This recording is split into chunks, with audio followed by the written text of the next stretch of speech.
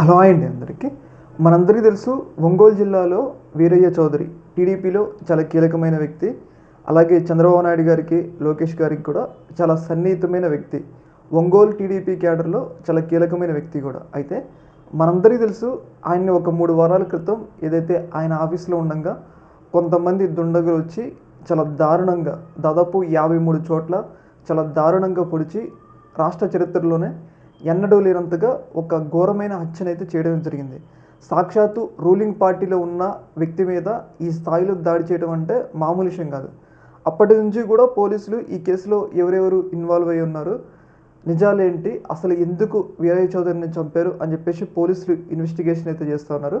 ముఖ్యంగా సీఎం చంద్రబాబు నాయుడు గారే ఆయన అంత్యక్రియలకు హాజరయ్యి ఈ కేసులో ఎంత త్వరగా వీలైతే అంత త్వరగా నిందితులను పట్టుకోవాలి, శిక్షించాలి అని చెప్పేసి చంద్రబాబు నాయుడు గారు ఏదైతే ఒంగోలు జిల్లా పోలీసులకి ఆర్డర్లు కూడా వేశారు. అయితే దాదాపు హత్య జరిగి 3 వారాలు అవుతున్నా కానీ ఇప్పటివరకు కూడా ఈ కేసులో ఎలాంటి పురోగతి అనేది పోలీసులు సాధించలేదు. అంటే పోలీసులు సాధించారు అంటే హత్యలో ఎవరెవరు ఇన్వాల్వ్ అయి ఉన్నారు, హత్య కారణాలు ఏంటి అనే విషయాలనే పోలీసులు అయితే అంతర్గతంగా ఈ కేసుని ఛేదించారు. కానీ బయటికి ఏదైతే రాష్ట్ర ప్రజలకు ఇప్పటివరకు కూడా పోలీసులు ప్రెస్ మీట్ పెట్టి ఇంతవరకు కీలక విషయాలు వెల్లడించలేదన్నమాట. ఎందుకు హత్య జరిగింది, వీరయ్య చౌదరిని హత్య చేయడానికి కారణాలు ఏంటి అనే విషయాలు అయితే పోలీసులు ఇప్పటివరకు కూడా అధికారికంగా ప్రెస్ మీట్ పెట్టి చెప్పలేదు.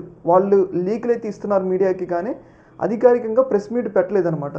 ఏంటి అంటే ఇంత పెద్ద కేసు, సాక్షాత్తు రాష్ట్రంలో టీడీపీలో ఒక కీలకమైన వ్యక్తి హత్య అయినప్పుడు హత్యకు కారణాలు పూర్తిగా ఇన్వెస్టిగేషన్ చేసి పోలీసులు ప్రెస్ మీట్ పెట్టాలి.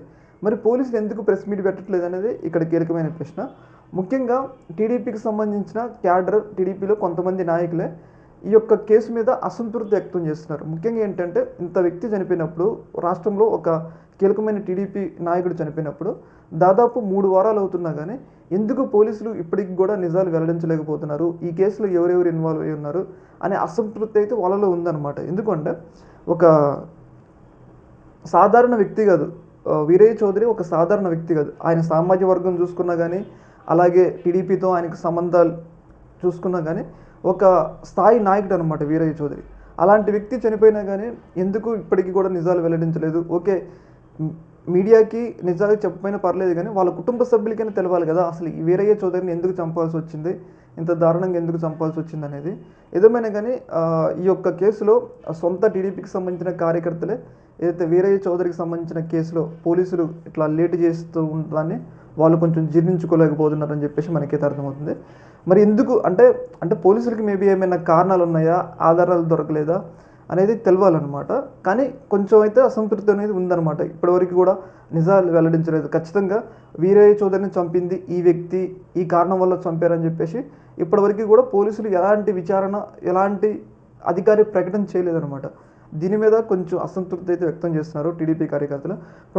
సొంత టీడీపీ వ్యక్తి చనిపోయినా కానీ ఎందుకు మరి ఇంత నిర్లక్ష్యం ప్రభుత్వం ఇస్తుందని చెప్పేసి వాళ్ళు తమ అసంతృప్తిని అయితే వ్యక్తం అయితే చేస్తూ ఉన్నారనమాట. ఈ యొక్క అంశంలో మీ యొక్క అభిప్రాయాన్ని కింద కామెంట్లు తెలియజేయండి. Okay, thank you.